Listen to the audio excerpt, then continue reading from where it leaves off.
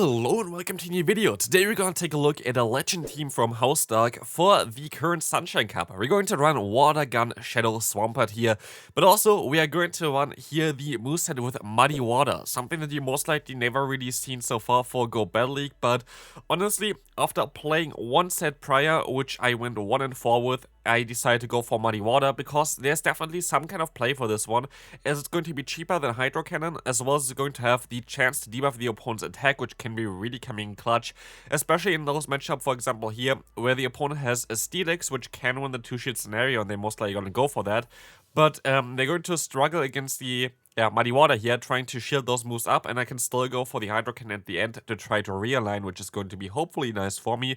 As you're going to see here, the knockout against the opponent. Let's see what's coming in next. We are going to see here the Gourgeist again, so we're going to be able to align our Gligar. We see the Mecargo in the back, and we can have our Vigoroth now against it, which is going to be amazing, winning us the first game as we can move on to the next one. We're going to encounter the Vigoroth here in the lead, which is going to be a very awkward one for us. We're going to still be able to win this in the Zero Shield, but I had the same matchup, by the way, in my first set, which you're not going to see here because I was running a different moveset on my Swampert, where I had the same scenario, basically, and I went for one extra wing attack here, which is something that you cannot do, because here you just barely survive with like around 1 HP if you have a decent IV Gligar in this scenario, and if you go for one extra fast move, the opponent can actually knock you out already with another Body Slam there, so that's definitely something that I learned from the first set where I went 1-4 with. So here we're going to see the Body Slam coming through, but we're going to be able to knock out the opponent's Vigoroth, and they're going to have a Trevenant in the bag. So I can decide to forfeit because our only Trevenant answer is going to be our lead. And as soon as you're going to see it in the bag, this game is sadly over here. So let's take a look at the next opponent. We're going to have a Pidgeot against us in the lead. They can go for the Brave Bird and do a lot of pressure against us, so I don't really like the matchup. And also, as you can see here as well, I had a ton of lag today. There were definitely a few games that I would have been able to win most likely if I played it better, but I had some lag, which is just, like, honestly happened nearly every game for me today. Was really wild. I haven't really been recently encountering too much, like I always had like those speed up lags, but today was a little bit wilder than usual. But here we're still going to be able to get the knockout against the opponent. We can swap into our Swampert against the opponent's Gligar. The likelihood of them trying to use a shield here is fairly high, I would say, so I decided to go for the Muddy Water here instead. I wanted at least to, but I guess I was a little bit too late. And we are going to now go up to 2 charge moves where I can at least now go for the Muddy Water, use a little bit less energy here in order to get the knockout hopefully, and we're going to see the Talonflame in the back. Muddy Water I think has a 30% chance to lower the opponent's attack. Guess how often this happened for us? Exactly not a single time. In all the games I played, I at least went for Muddy Water like 5-6 times and never got a single debuff for the attack, which is really sad for me. But still, this game we're going to barely survive thanks to the Vigoroth being able to survive with 1 HP. And we can move on to the next game. The opponent would have, by the way, been able to win this game if they just went for Flame Charge over the Brave Bird, because they would have been able to reach 2 times Flame Charge, which does enough damage. But yeah, luckily for us, they didn't decide to do this. As we can now move on to the next game, where we're going to encounter Tropius against us. This is a great lead for us because we don't want to face it with our backline, as they decide to go into their own Vigoroth. And here again, like, I have a lot of times where I just go for the charge move, and the Pokemon still goes for an extra fast move, which is not something that I have encountered prior, which happened so often to me today, which was really annoying because in a lot of scenarios it was really deciding for the matchup, which is just, I don't know, like today the game was not really running too well for me. I'm forced to use a shield here, by the way, because I have to align my Pokemon correctly, otherwise I'm going to struggle. But the opponent has a Talonflame in the back, which is really bad for us. It's literally the worst possible Pokemon I could have asked for. Yes, we're going to have a Swampert here, but as you're going to see, of course, the opponent can just go for a Brave Bird and knock me out. We have some lag here in the beginning, which is always nice. Then they're going to go for a charge move. Luckily, the Flame Charge, I tried to swap out in time, but they still get another extra fast move in here, which also was more laggy in real time than you see it in 2 times sped up. And I think I would have been able to get another charge move there if I was able to throw my fast moves correctly there. But yeah, it is just not really a lot of fun to play right now, for me at least. Next game, we're going to encounter a very bad lead for us, which is going to be the opponent's Piloswine. Very cool Pokemon though for the meta. but I expect that they're going to run something like the Water Gun Swampert themselves in the back, because the likelihood of that happening here is fairly high. I think the opponent's team was basically trying to counter all the Wish Cares, which is definitely a smart decision here. So now we're going to see the Piloswine coming back in. We can start going for a Body Slam and do some damage against them. But honestly, maybe I should have tried to swap out here already, but I decided to just stay in to go into my Swampert. I will be able to go for a full farm down here, hopefully, but I decide to swap out immediately, expecting that they would swap out there as well, because they're going to try to align their Piloswine lay down against our Gligar.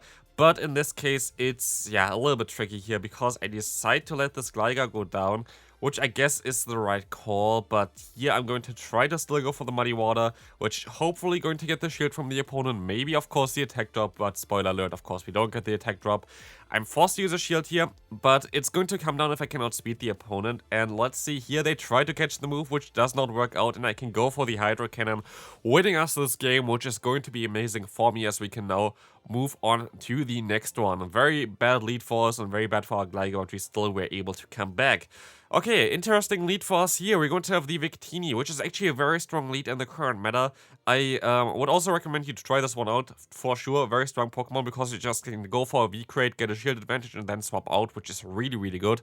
So here we're going to get out at the opponent's Gligar. I'm going to take the first charge move, and I decide to go for the Muddy Water, which is of course a risky play if they let this move go through, which they do. They're going to be able to still get to another charge move, which I did not expect that they want to do this, because I'm already a shield down. They could have got my final shield basically here if they wanted to, but they decide not to. But it does not really matter too much, as I get a ton of energy with my Vigoroth. I'm going to go for the Sempita here, which I think is a right call, because this is going to allow us to get a shield from the opponent or the knockout against the Victini, leaving them with only one Pokemon. And they decide to use a shield here, as they're going to have their own Vigoroth in the back, allowing me to go for another Body Slam and also some extra energy, so maybe I can reach another charge move later on if I need to against the opponent's Victini. But here we will take another Body Slam from the opponent. I'm gonna go for the Aerial Ace, hopefully getting the shield from the opponent, and we do not. So we're still going to be able to farm them down, and I can still go for an Aerial Ace here, which is going to force the opponent to go for their charge move fairly fast here, as they decide to go for the Sempita. Great play by them. Don't know if Aerial Ace already would have knocked them out though, and I think Aerial Ace would have been the play to go here. Doesn't matter, because it's still going to be able to reach the Body Slam, but maybe a little bit of a risky play by me. Let's take a look at the next opponent. We're going to have the Swampert in the lead. This is going to be a fairly awkward one, as you're going to try to swap out here into our Vigoroth. They're running Mudshot and not Water Gun, which is going to generate energy faster for them, but a Water Gun, of course, is going to do more damage in general, plus hitting those Gligars, hitting those Flying-type Pokemon for neutral damage here, as we're going to be able to still go into our Vigoroth. I really like my Vigoroth, by the way, because we are winning CMP against all the other Vigoroths, which is really nice. You see me here going into my Swampert. I should have been able to knock them out before they can get to a charge move if the game would have worked how it usually works, but no, the opponent still gets to their own charge move before, which is not how it's supposed to be, or at least not how the game currently works. I think it's supposed to get the charge move off there, but the game hasn't worked like this since ever, basically. You always usually get a one-turn fast move in before. If the opponent has like 1 HP and you have a one-turn fast move and the opponent has a charge move stored, you usually get the knockout before the opponent can throw the charge move. So yeah, again, very unfortunate, but it is how it is right now, as you're going to still be able to get a shield from the opponent. They can try to knock me out here with this charge move, but it's actually going to not knock me out yet. I can try to farm them all the way down. I have a charge move stored now, and I still tried to go for a charge move there, but I was a little bit too slow, as they're going to go for the Aerial Ace. But it doesn't matter anyway, as the Aerial Ace of my Gligar would have not done enough damage, and they definitely would have used their shield, so it does not matter that I didn't get to the charge move there. Next opponent, we're going to see the Diggersby coming in, and I decide to go into my Vigoroth, because my entire team is good against the Marowak, other than, of course, the Vigoroth. So I don't even care about this Pokemon, because my entire team is also decent against the Diggersby. So I'm going to let this move go through. It's going to be the Hyper Beam, and I will be able to just go for another Body Slam, and they can realign. I don't care, because my backline there, my Pokemon in the back, the Swampert, is going to be fine anyway, so like it doesn't matter at all to me. And I can just get some energy advantage here, and we will see the opponent's Swampert in the back, allowing me to get a ton of damage against them here with the Aerial Aces, hopefully. So you see a shield coming up, we're going to see another Aerial Ace coming through, and I'm just going to let them knock me out here against the opponent's Swampert. I'm just going to stay in here, not shield this move up, and decide to go into my own Swampert, trying to farm them all the way down here, trying to get some energy with a Water Gun. Of course, Hydro Cannon is going to hit a little bit harder than what the Marowak is doing with the Shadow Bone, so we're going to decide to use a shield here. I can shield up again. Sadly, I survive with like 1 HP, but I can still knock them out, and we can go for the Muddy Water here, trying to get again the attack drop against the opponent, which does not work out, but at least we're going to get the shield, and we can still reach our Hydro Cannon in time.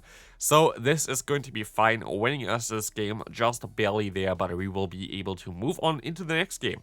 Gligar vs Gligar. This is going to be an interesting matchup as well, because this can be the same team. I saw, like, also in the set before, which you don't see, which was, again, not really a great set, but also with a different moveset. I actually encountered the same team that I'm running, like, twice, so that's kind of wild. And here I'm going to be able to still go for a Body Slam against the opponent here as well, which is going to get the shield, and they might have the same team than I do. Here we will see the Aerial Ace coming through, and we're going to see also the opponent's Vigoroth coming in, which kind of proves the point that they might have a Swampert in the back lurking there, but some are running Mudshot, some are running a Water Gun here, as we will see me going back into my Gligar. Gligar will get hit by the Body Slam. We can still survive it, and I try to swap out or go for the Aerial Ace. We just barely die on the charge move, which is really sad. Like, literally, we needed like 1 more HP or something in order to get to another Aerial Ace. But here we are just using all the shields on my Swampert, hoping that we can just get the full farm down, but sadly, they're running a normal Swampert in the back. If they were running a Shadow Swampert, I think I would have been able to knock them out in time here, for sure actually.